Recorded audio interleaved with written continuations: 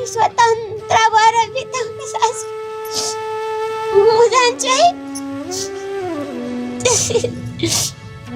मेरो कुरा सुनेर, मेरो यी कहानी सुनेर चिन्ता नगर्नु, यही हो जिन्दगी।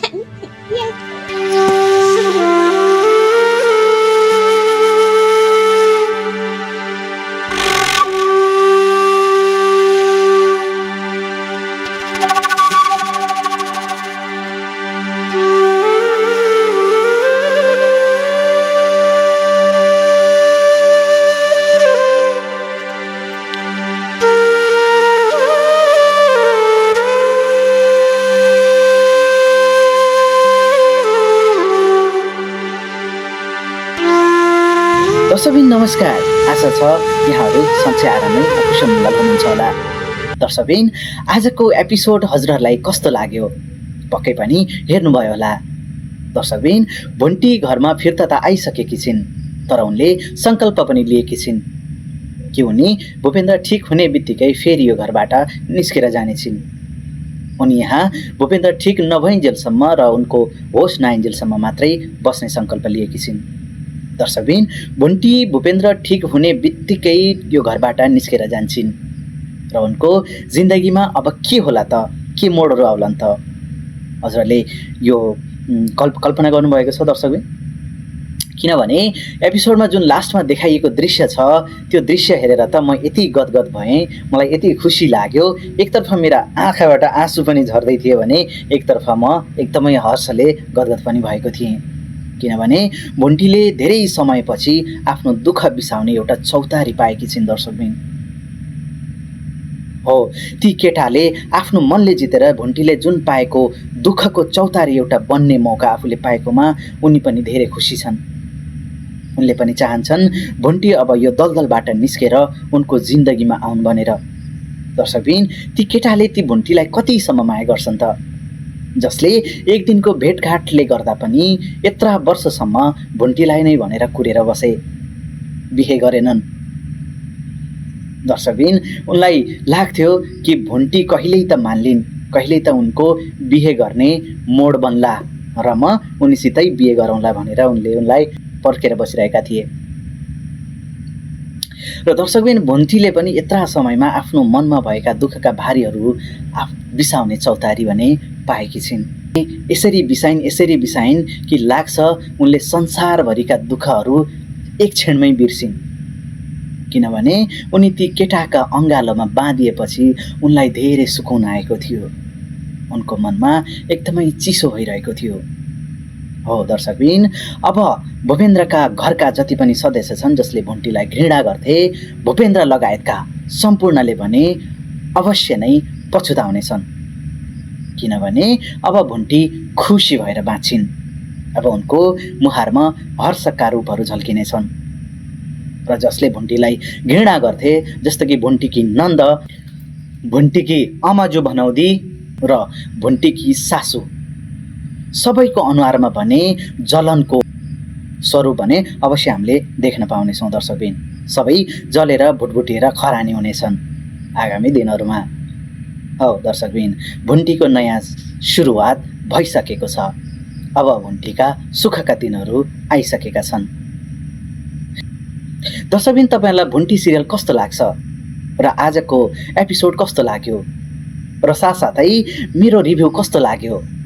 यदि मन पर्यो भने तल कमेन्टमा भुन्टी लेख्न भने नबिर्सनु होला। दर्शकबिन च्यानलमा नयाँ हुनुहुन्छ भने च्यानललाई फलो गर्न पनि कदापि नबिर्सनु होला। यस्तै रोमाञ्चक भिडियोहरू म तपाईँहरू सामु लिएर आउने गर्दछु। हो दर्शकबिन, आजको एपिसोडले जति मलाई खुसी बनायो कुनै पनि एपिसोड हेर्दासम्म यति खुसी भएको थिएन। दर्शकबिन अब भुन्टीको मायाले भने न्याय पाउने अवश्य देखिन्छ।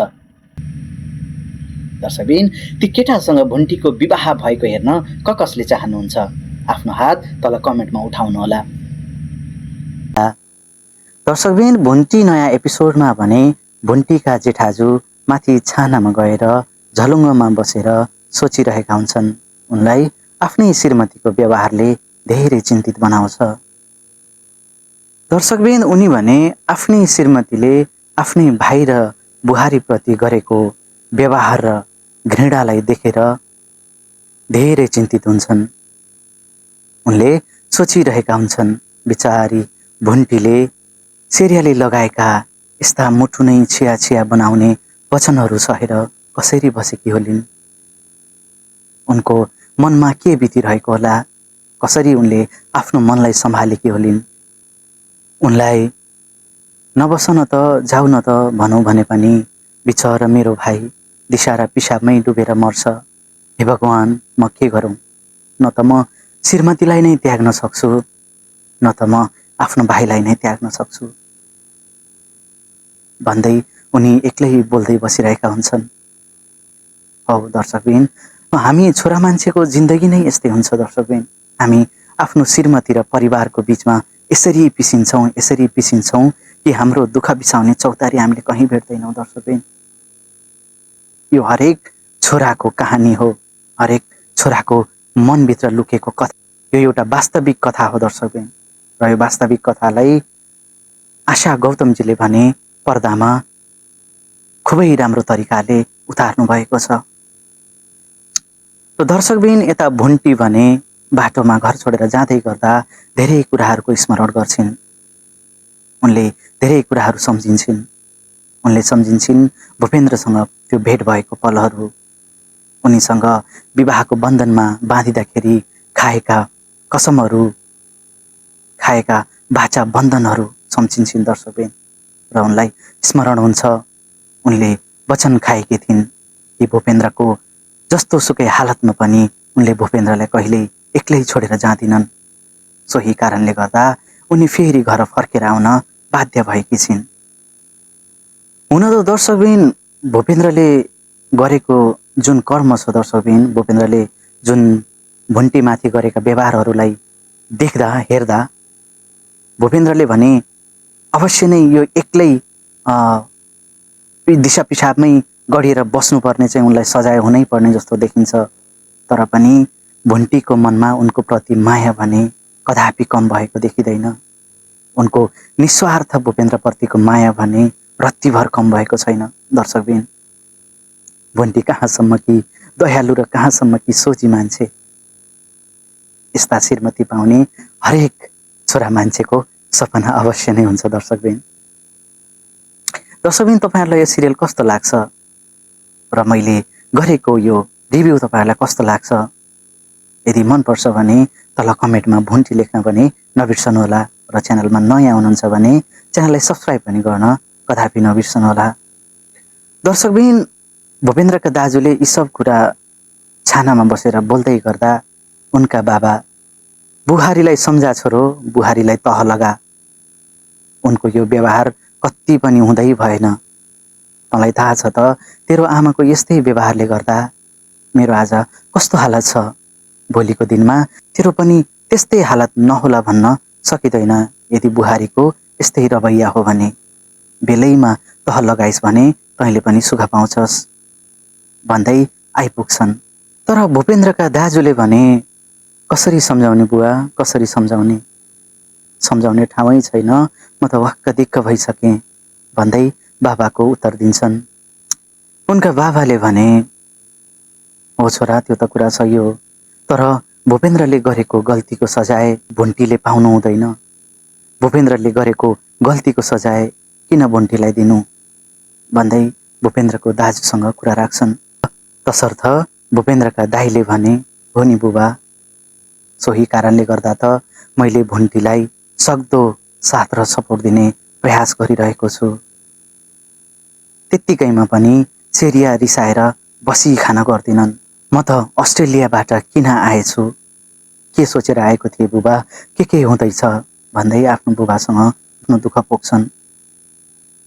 हुन त हो नि दर्शकबिन, मान्छेले सोचेको जस्तो कहाँ हुन्छ र हामीले जे सोचिन्छ त्यो कहिल्यै हुँदैन र जे हुन्छ त्यो कहिल्यै हामीले कल्पना पनि गरेका हुँदैनौँ।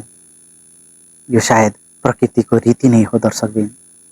बुबाले भने, चिन्ता नगर बाबु, भाग्यमा जे लेखेको छ त्यो त आखिर भोग्नु नै पर्छ।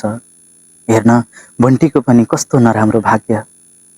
उनी जहाँ जान्छन्, जे गर्छिन्, अब जस मात्रै पाउँछिन्। कस्तो फुटेको कर्म लिएर जन्मेकी रहेछिन् भन्दै आफै चिन्तित हुन्छन्।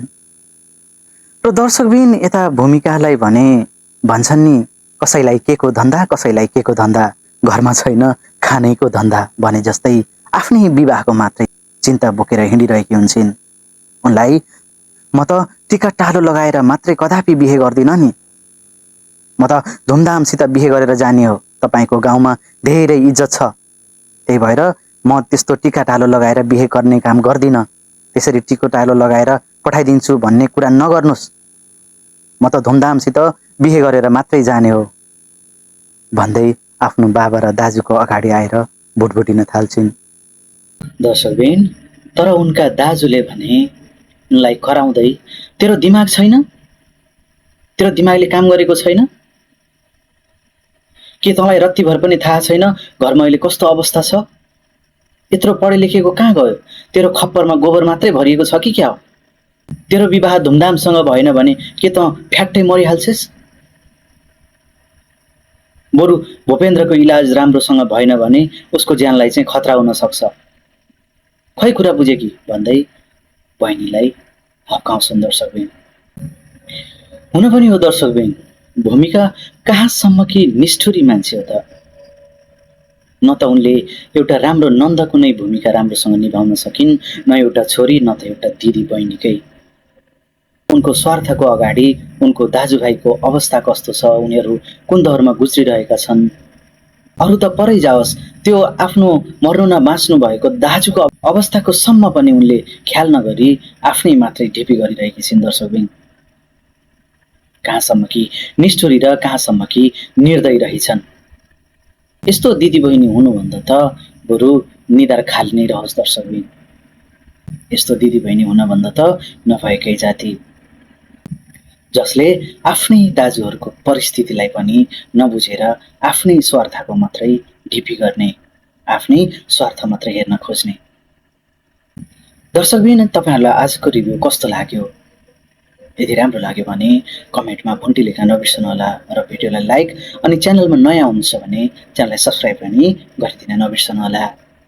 फेरि भेट हुनेछौँ अर्को भिडियोमा। तबसम्मको लागि सुखी रहनुहोस्, खुसी रहनुहोस्। हवस् त, नमस्ते, नमस्कार।